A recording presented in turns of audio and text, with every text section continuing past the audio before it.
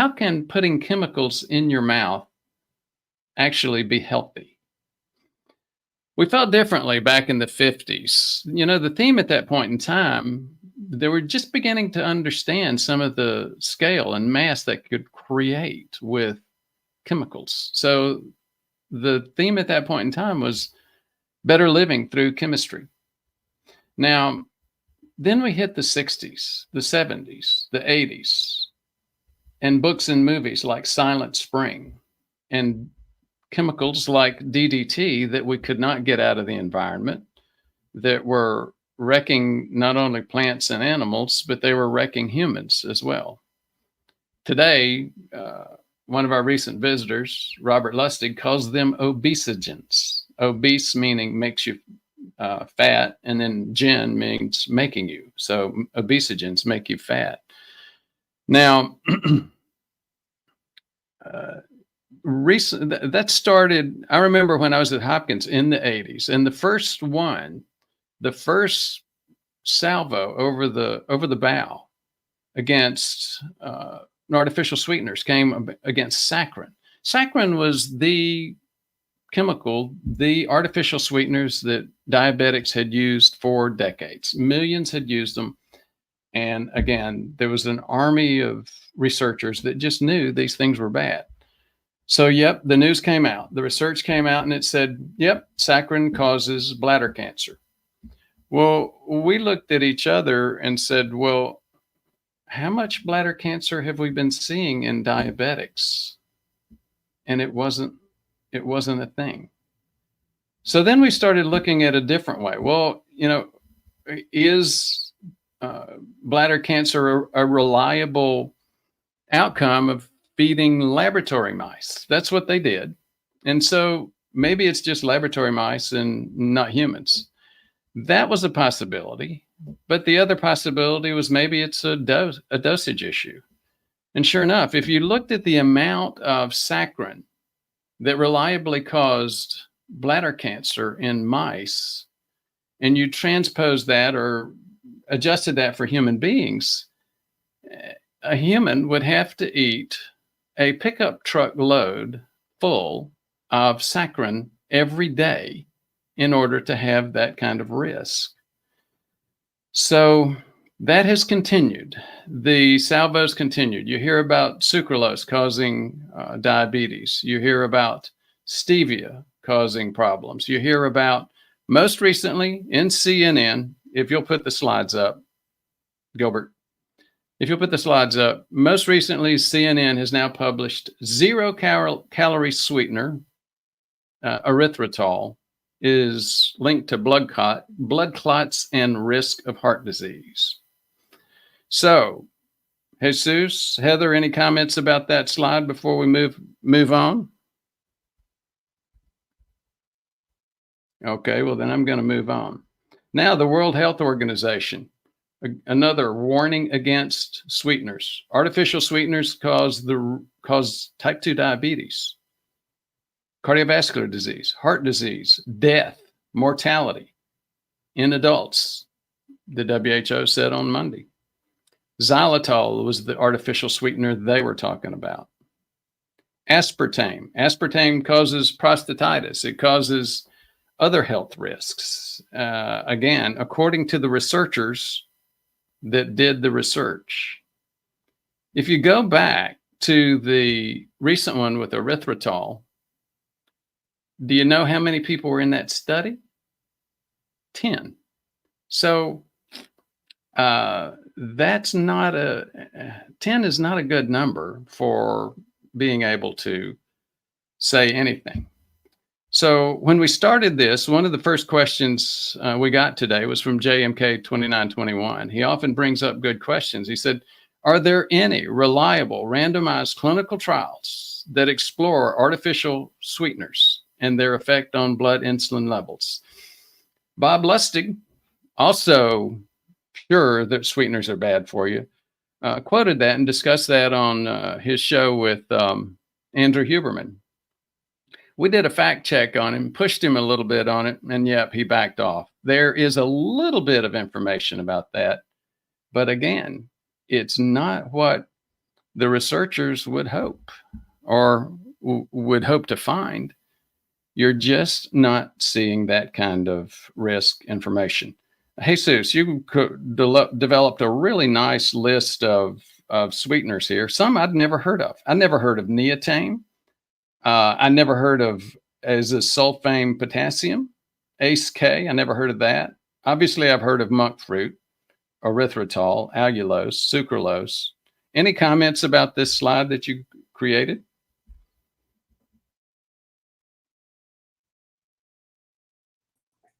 Hey everyone, just wanted to make sure this thing was working. It's very good to be here with you. No, we just wanted to point out, if we were to explain each and every one of those sweeteners, we'll take hours.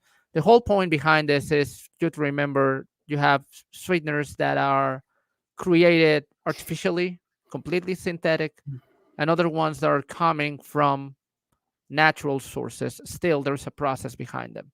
And the effect of sweeteners overall, most of them are going to impact your the flavor is going to be even stronger than pure sugar in most cases, which gives us some problems within that we're going to discuss on the next slides. We have, just for you, if you click because you want to hear the shocking truths of sweeteners, hang in there. We have 9 for you that we're going to discuss. Okay. Here's number 1. Most evidence showing negative effects by sweeteners is very weak. I mean, I hate to tell you this. You know, it's a trend right now for YouTube content creators to say, I could get banned for saying this. I don't think I'm going to get banned, but I do think I'm going to get a lot of hate comments. Everybody knows that sweeteners are really bad for you, right? I've said it once. I've said it 1,000 times. I can't go there. I mean, I continue to look for that. I've been also very clear that I'm a sweets addict. I've had my own sweets addictions for a long time, and I've used artificial sweeteners, and I use them in fear. I keep working to break that addiction. One thing that we will mention is that a great way to break that addiction is with a thing called gymnema. We can talk about that later if you have an interest. Shocking truth number 2. The evidence does not prove that sweeteners cause cancer. And maybe that's the best qualifier there is yet. But the evidence is just not clear. And Dr. Brewer, if I may interrupt real quick, those 2 points are kind of related. If you go back to one of the slides where we said, okay, one of the recommendations from the World Health Organization was to say, hey, you should not be using artificial sweeteners because of the risk of cancer. There are 2 different types of studies involved in there. You have the randomized control trials, involve less people in each study, but it's easier to identify the impact of one factor compared to others. And then you have observational studies where you can study hundreds of thousands of people over the years. There are longer studies, but the impact of one item, it's hard to track because they just fill out questionnaires and you as a researcher don't do anything other than just observe the outcome at the end. And those are the type of studies that suggest cancer, but it's hard, it's impossible to say one thing causes something on an observational study. You can just make some kind of association at the most. So that's why we're saying the evidence is conflicting and there's a lot of this confusion. But the World Health Organization went to the side of saying, okay, there's a possibility. Let's just recommend people not to use sweeteners. And we're going to get to our perspective on that later on. But that's kind of what we're saying here. After all these years, research is still ongoing. So far, we don't have clear evidence in favor or against cancer. We like to talk about other YouTube influencers, and one of the guys we talk about focusing on cholesterol is Peter Attia. I clearly don't agree with some of his positions on ApoB and LDL, but I would agree with him. I've heard him say before, no, the evidence is just not there. So I think he's taken a good look at the evidence in that space. Other content creators, again, focus on don't use these. Well, I'm not suggesting you use them. I would just say the evidence. I'm just telling you what the evidence says. Truth number 3: sweeteners don't raise insulin or glucose levels. Again, that was another one that Bob Lustig was focused on and then had to back off because the evidence just did not support it. Number 4, evidence doesn't yet prove that sweeteners cause clots. And again, the point I would make is that it isn't like nobody looked at it. Armies of researchers have continued to come after these things and say, these things have to be bad. I don't think it's the secret to health, but again, we'll talk about that. Number 5, sweeteners are far better than sugar. Any comments? You might need some clarification, Dr. Brewer. You're out there moving your eyes, looking for help. I mean, I want to hear your opinion on that. But the sole reason behind this slide is, we're just saying sugar. Of course, there are plenty of names for sugar. There are differences between simple carbohydrates versus complex carbohydrates and starch. All of them have different behaviors. But if I were to choose a small amount of sweeteners versus a half a spoon of sugar, I'd probably choose the sweetener. There are some arguments about saying, okay, sweeteners can trigger the impulse of eating more sugar. Sugar does the same thing. So sweeteners, even though there are some papers that say, well, sweeteners might increase insulin, a big paper, and you will find all this research on the description of the video. There's a big paper where they compared a bunch of sweeteners and none of them increased insulin or energy intake or make you eat more. Still, you'll find papers in favor and against. But I do think that if you have to choose, the ideal scenario will be don't eat simple sugars. Avoid them. But the reality, a lot of people are still addicted to that thing. So if I were to choose, I'll choose sweeteners. But I want to hear your perspective on that, Dr. Brewer. And by the way, we have Heather in here as well. Heather, you might want to say hi and give your perspective on this. Heather, you're from Texas, right? Yes, I am from Texas. Is there a lot of sweet tea in Texas? I think there is, but growing up in the South, I wasn't from the Carolinas. I think it's more prevalent along the southeastern side. So, yeah. But yes, sugar addiction is a real deal globally, not just in the States. So I think people are still trying to, fight through that sugar addiction. I agree with Dr. Vega, in response to, if I had to choose between sugar or an artificial sweetener, I would go on the artificial sweetener side as a way to try to help me get to that resolution of sugar addiction. All day, every day. I grew up in the deep South, South Carolina, land of sweet tea. I mean, how many times have I said that? Land of sweet tea and blackberry cobbler a la mode with ice cream. Major sweets addictions. The sweet tea especially, it's multiple times per day, just continuing to sip on it. And doing that with sugar, talk about a major wreck for your metabolism, especially as you get into your 50s and 60s. And just from an age perspective, you're getting insulin resistant. As much as Bob Lustig and maybe some of other scientists and activists out there from a food perspective would like to prove that these are bad for you and that these stimulate insulin, the evidence just does not support it. So yes, believe it or not, sweeteners, I think, are far healthier than sugar on a regular basis. So next one. Wait a minute.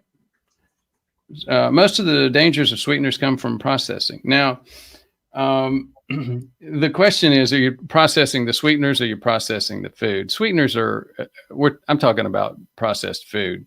Sweeteners are mostly added to processed foods. I mentioned sweet tea, but what do you add to cereal? We've had several videos talking about the number one most dangerous meal, and it has to do with breakfast and it has to do with cereal. And cereal is a major vehicle for sugar. We can get more creative in terms of lunch and dinner, but most of us wake up and say, you know what, I don't really want to think very much. I don't want to spend a lot of time in preparation for breakfast. I just want to eat something. You've heard that bacon and eggs and sausage are bad for you. The fears of saturated fats, the fears of cholesterol in eggs. So you say, I'm going to get something healthy. You know, the FDA tells me that grains are the base of the food pyramid. So big food, here's that. They grind up these grains, they crush and process it, and then they just fill them with cereal. So now you've got professional athletes ranging from Michael Jordan now to the Kelsey brothers with Kelsey Mix. What is it? It's Reese's Puffs, Cheerios, and Lucky Charms mixed together, and that's good for you for breakfast. And now Tony the Tiger wants to take over dinner as well. So no, sweeteners are classic with processed foods, and processed foods are the bigger issue. Sweeteners are not the solution to diabetes and obesity. You know, as Jesus said before, and I said a couple of times in this discussion, it sounds like I'm defending sweeteners. I'm trying not to defend sweeteners. I have used them, as I've said, and multiple times I've said, you know, I really got to get over this sweets addiction. Most of the time I did it, I just tried to grit through it. And have had some levels of success. And then, like many addicts, something happens and I'm back with diet sweet tea, diet drinks. And again, it's a challenge. As we said a couple of slides back, I'd rather see somebody do diet drinks than sweetened drinks. But at the end of the day, no matter how much it may sound like I'm defending sweeteners, I think it's far, far healthier to not have to depend on them and to not drink diet drinks, not drink diet iced tea, and, you know, again, not fill our bodies full of chemicals. So that's shocking truth number 7. Dr. Brewer, Number 8. If I may, real quick, just a couple of things regarding that perspective on the last 2 points. I don't have my glasses on, but I always like to say when Dr. Brewer says something that I don't agree completely. Actually, what I was Actually, Dr. Brewer. Well, I'll rather see people drinking water. Yeah. And then you see people demonizing water because the tap water might be contaminated, which is true. And that might be even a bigger danger that sweeteners. I'm not sure. It depends on where you live, definitely. I probably not say, I mean, if your choices are sweetened beverage with sugar, fructose corn syrup, beverage with sweetener, or water, I prefer water, right? How many people that are addicted to sugar are actually going to prefer water? Now, we're not saying that you should drink Diet Coke every day. That's not what we're saying. But we're talking about making your own choices based on the current evidence on the risks of every one of those. Now, second thing I wanted to say, I would love to see the same coverage that sweeteners have on the negative effects for bulking agents. So bulking agents like maltodextrin, gums, you have also polysorbates, a bunch of other stuff that you have on processed foods that are actually causing inflammation, gut issues, all this stuff, probably far more than sweeteners, and you don't have that coverage. You buy a piece of processed food, you see a sweetener on it, and you're putting the blame on the sweetener, and you ignored all the other 20 or 30 components on it. So that's what we're talking about when we say the danger. Yes, sweeteners might have a role. We don't know. The evidence is still going on that, but there are other chemicals on all that processed food. So we're basically saying avoid processed foods. All right, let you keep going, Dr. Brewer. Sweeteners are $1 billion industry, so there is bias. And we've already talked about bias against it. There's major bias in favor. There are billions of dollars riding on selling more sweeteners.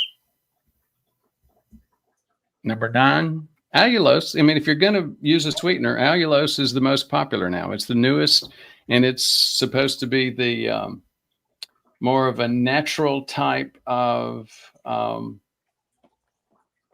GLP-1.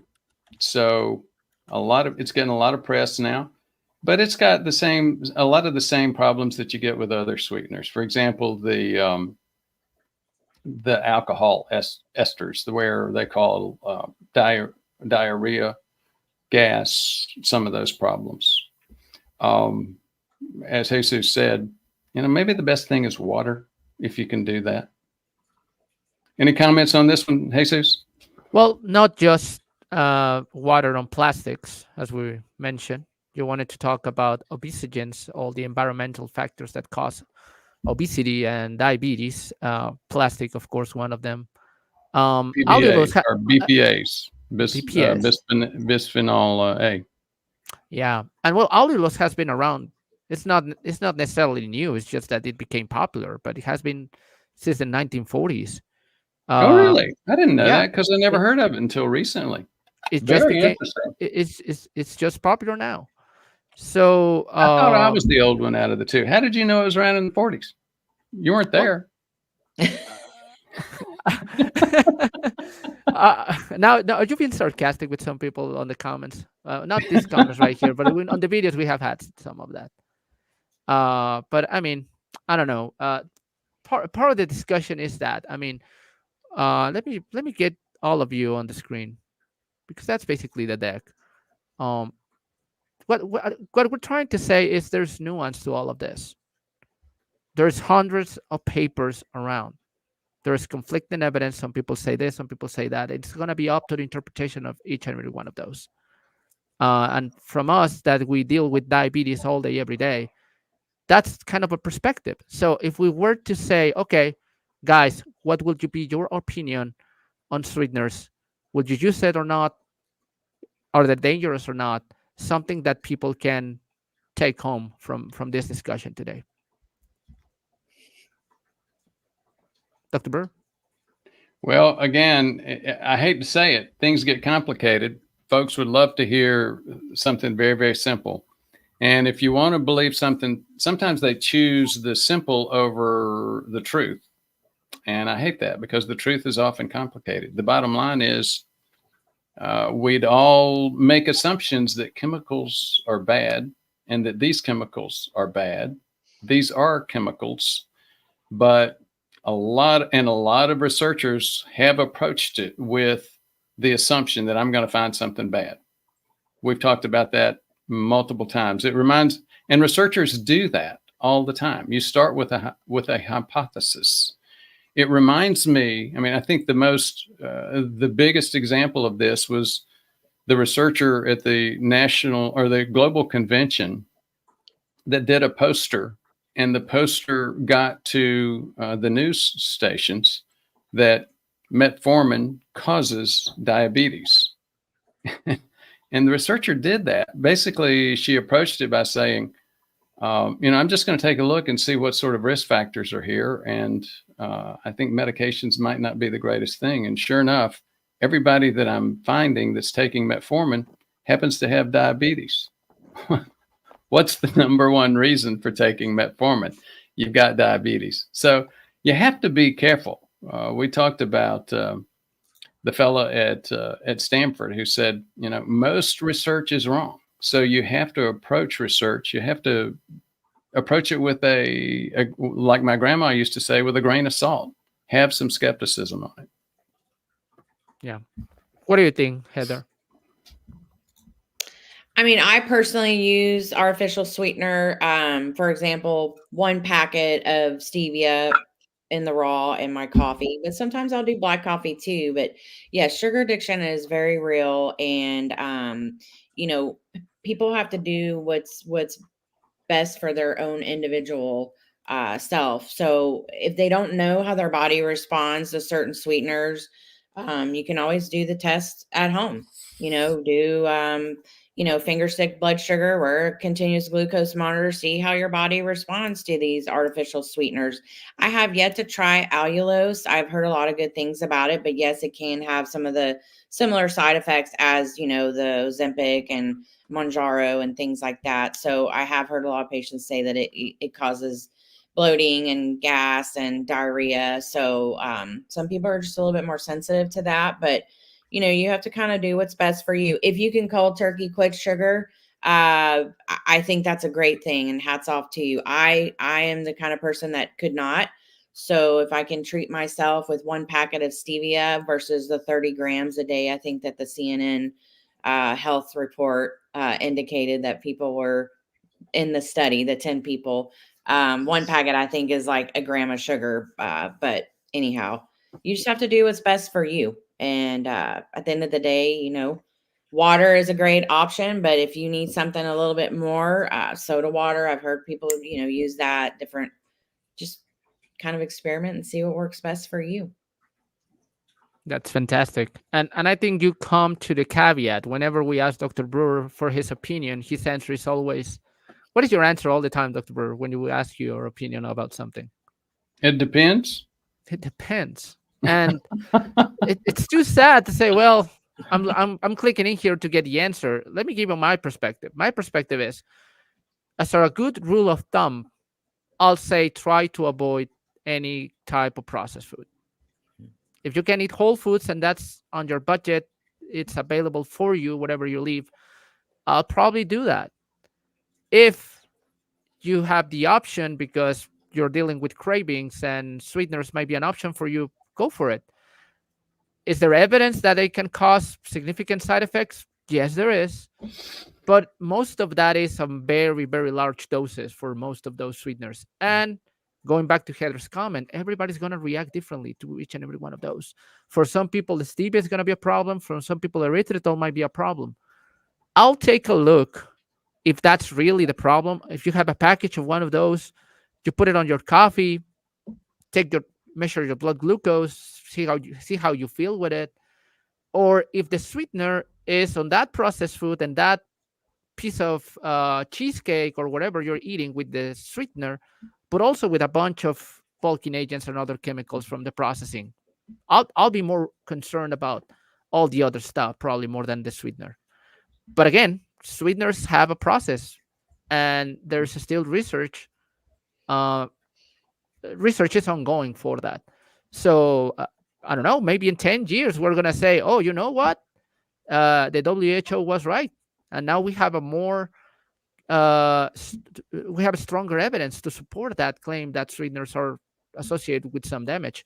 Right now, I don't think we have that. But the question is, what's out there right now? What's the evidence? I think it's weak in favor and against. Yeah. I'll try to avoid them.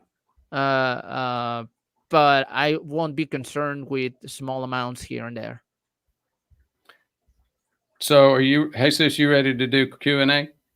Let's go ahead and do Q&A. Gilbert, can you give us a waterfall?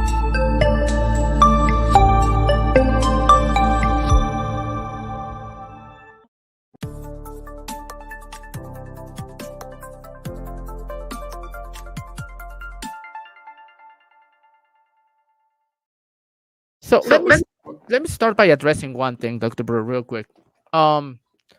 Guys, I'm in charge of the comment section.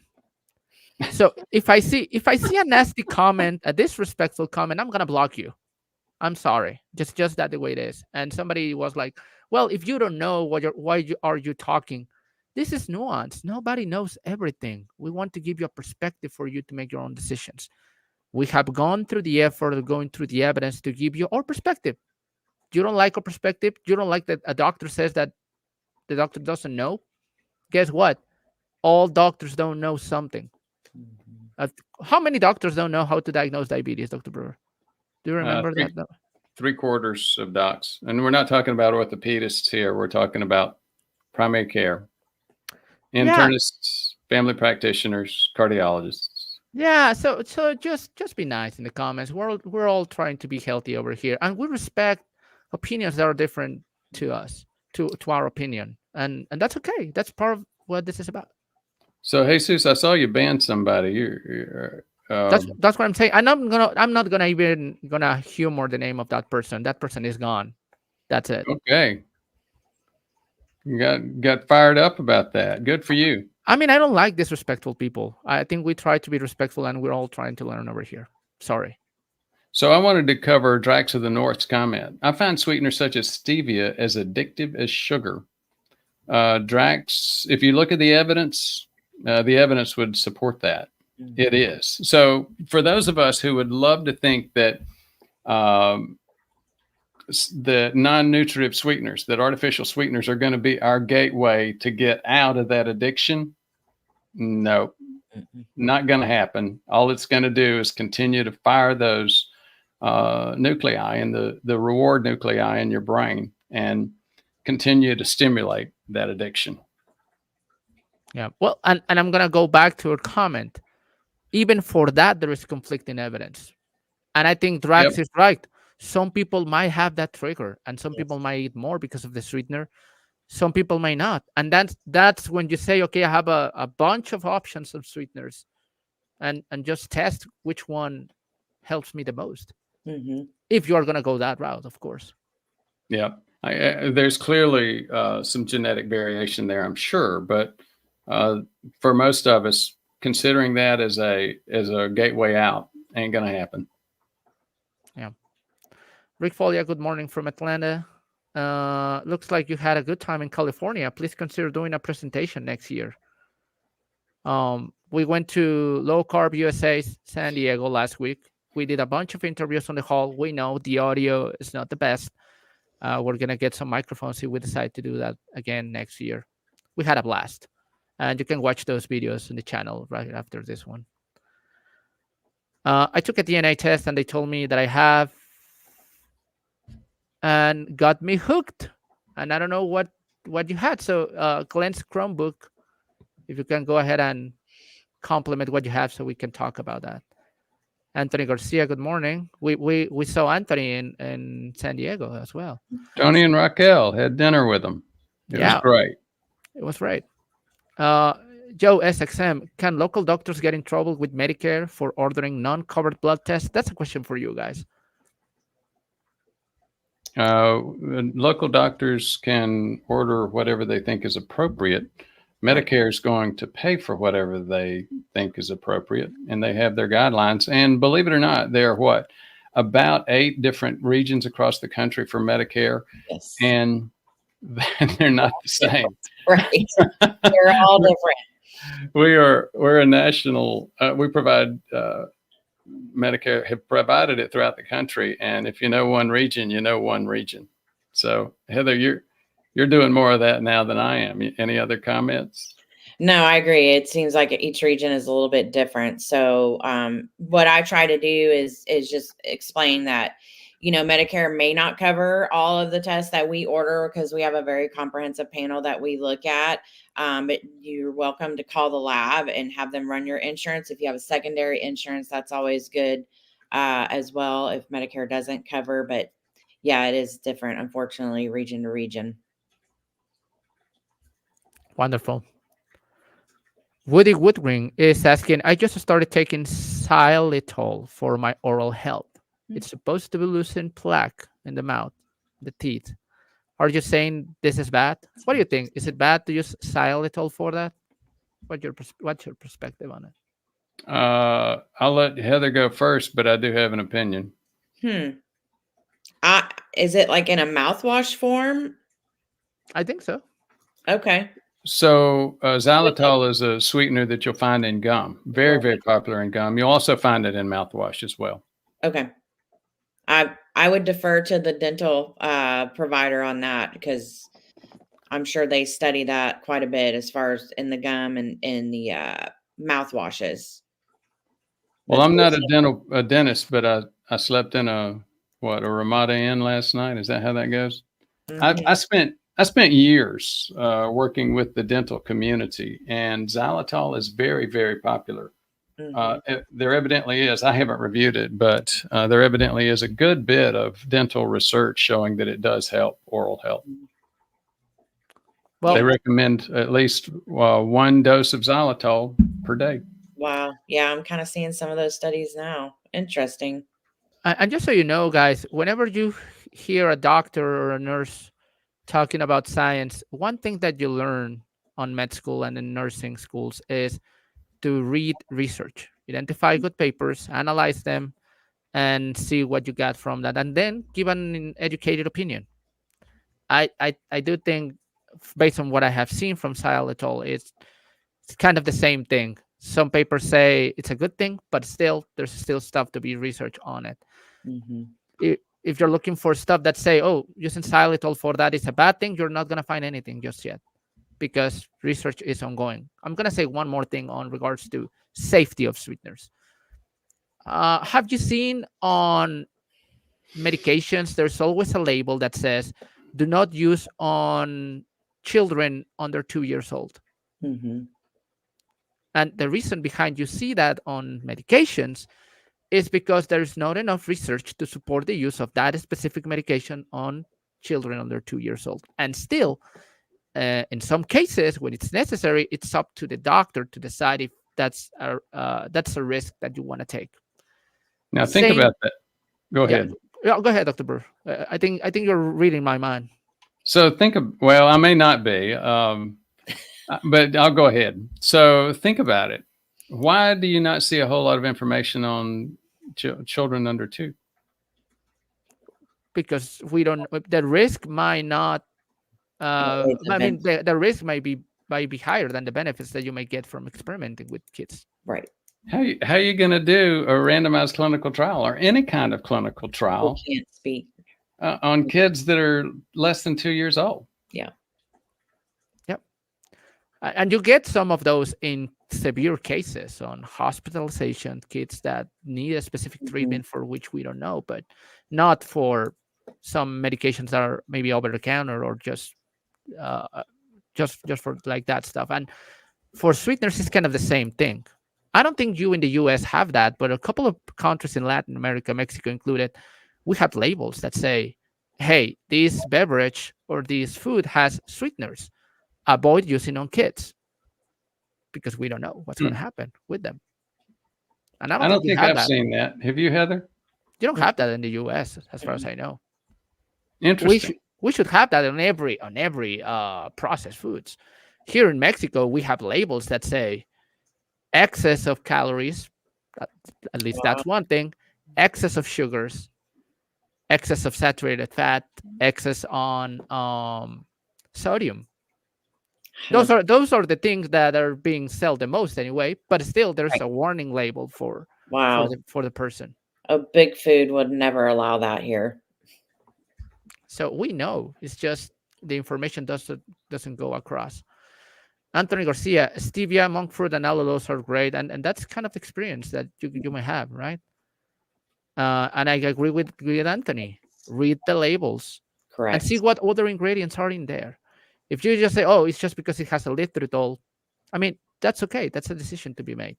I'll probably be more interested in seeing what are the other 20 compounds that are using in them to bulk the substance.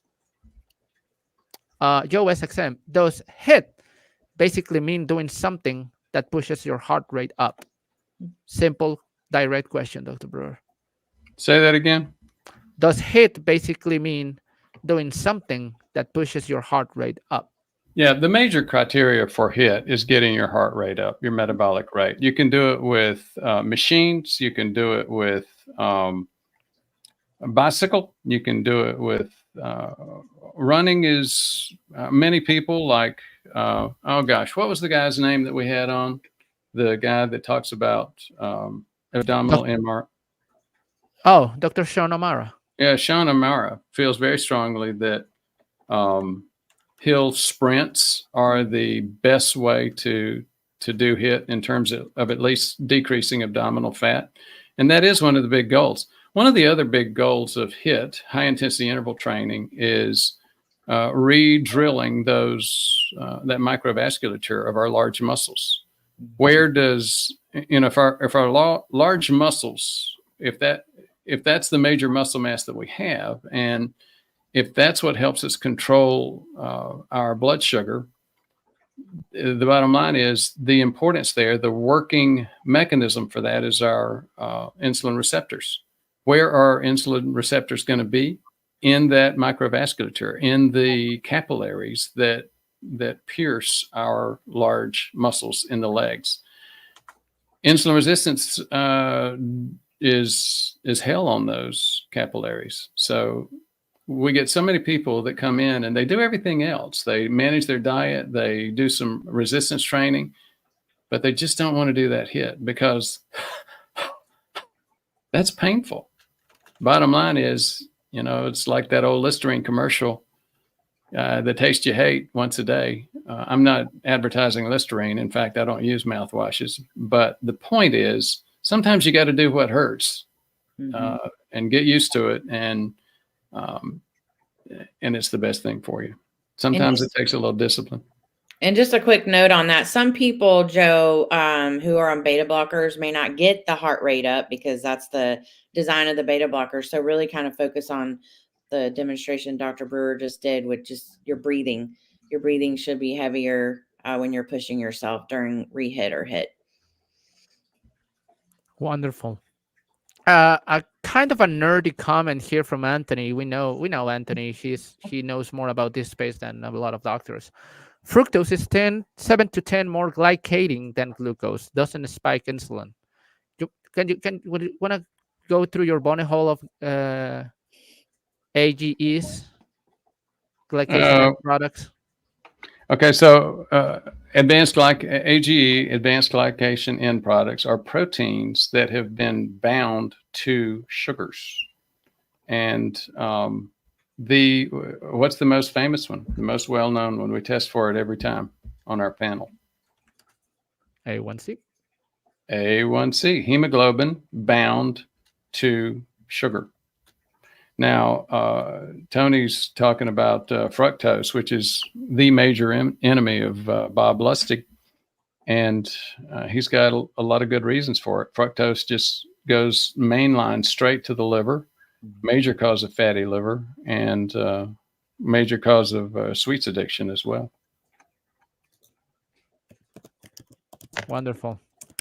Joe SXM, please explain the effect of fructose berries on serum glucose and insulin levels compared to, I want to say, glucose, I think is what he meant to say. Galactose, maybe also? Well, let me just make a couple of points, and you can maybe figure out a different level or different meaning of that question. Fructose has half the glycemic index of glucose, meaning it raises the blood sugar only half as much as glucose does. But most of us would say fructose is more dangerous for the reasons that we just mentioned. The other thing that this question that Joe brings up is berries, and we do recommend inclusion of some berries in the diet. Blackberries, blueberries, strawberries. What's the other berry? Raspberry. Or your favorites, whortleberries. Whortleberries. Iranian whortleberries. Does anybody? I'd love to see a comment if somebody knows what Iranian whortleberries are, because we did mention them in one of our videos. So as you may see, all of those berries are a very low fructose berry and more of a high fiber. The sweetest one out of the bunch is going to be probably the whortleberry. or the Now, blueberry. and now that doesn't mean that they can spike blood sugar. Some people Correct. do have that as well, Mhm. even with berries, and that Oh has yeah, to do with how insulin resistant you are and your own genetic makeup. absolutely. Joe SXM, will it make sense to back off on keto for a week before blood test? If the goal was to make the LDL reading to look better to please a statin pusher. Burning question. Wow. I don't, Heather, I'll let you take that. I mean, I don't think you're gonna provide medical advice on YouTube on what to do and what not to do, Yeah. other than physiologic responses. Especially to snooker your doctor. Right. And I don't know if a week's going to make a difference, but it could. Yeah, especially if you're a lean mass hyperresponder, you're familiar with that. People who are on a keto diet and then their LDL starts going up, not because of saturated fats. This is a specific phenotype. High HDL, low triglycerides, and then LDL goes up on a ketogenic or low carb diet. And just saw that with Nick Norwitz. You start eating Oreo cookies and your LDL goes down. That's all I'm gonna say. There you go. So Oreos are a good way to manage your LDL, right? And a good way to inflame your vessels. Correct. That's the truth. Yeah, they're tasty though. That's the whole point. That's where they're supposed to be. You cannot just eat one. And talking about that, Anthony Garcia, sugar is not good. Sweeteners are to wean off the sugar addictions. For some people, that might work. Correct. For some people, they might not. And Glenn's Chromebook, going back to the DNA testing, abnormal ApoE1 gene, ApoA1 gene. According to the test results, this genetic variation means omega-3 supplements might negatively affect my cholesterol level. Have you ever heard of that? I haven't. I'm trying to go back through the fog of my memory to see if there's anything there, and I'm not getting that one. Well, so ApoA1 is for those that are not connecting on it, that is the protein that forms HDL. Now there are genetic variations of HDL, and the major stuff that I know about it has to do with ineffective HDL. That's where you get these HDLs over 100, and the assessment is that they're not effective. The reality is, even behind that, that's probably not as true as we used to think. Definitely. And from what I have seen so far regarding omega-3s and HDL, omega-3s are a good option to raise your HDL. So given what we know about genetics, I don't think there's only one specific genetic variation for each and every one of those things. There are hundreds of thousands. Mm-hmm. So we'll have to know which one is the one that is affecting you. What's the implications of that? And probably what it's trying to say over here is that omega-3 fatty acids might not be as effective for somebody with that genetic problem. I don't think it's going to be harmful. I haven't seen evidence to say that, but you never know. And probably the last question we're going to tackle today. Would you research Dr. Ellie and Sellies for oral health? I think you mentioned that in that show with Doc Thompson, right, Dr. Brewer? Dr. Ellie came into the conversation. Yeah. I don't remember. Oral health is another. Oh, those statins there again. Oral health is another factor for heart disease. I'll be interested in your team's research and thoughts on this regarding xylitol. And I think one thing we might want to mention is, overall, if you go back to your interview with Dr. Louis Ignarro, Nobel Prize, the doctor who discovered nitric oxide, he's 100% against mouthwashes because they decrease on production of nitric oxide in your mouth. Other than that, I mean, we'll be happy to take a look at that. I don't think xylitol is going to be something to be concerned about mouthwash rather than other stuff. And just so you know, talking about biases, you can find that on the description. One of the research we found a systematic review about are sweeteners good for your gut health or not was sponsored by a chewing gum company. So there are biases everywhere, and that just comes to create more confusion rather than solution. So that's kind of the big problem with it. All right. So if we didn't get to your question, remember to become a member of the channel. We'll be happy to tackle your question first. And we're open to people who disagree with us.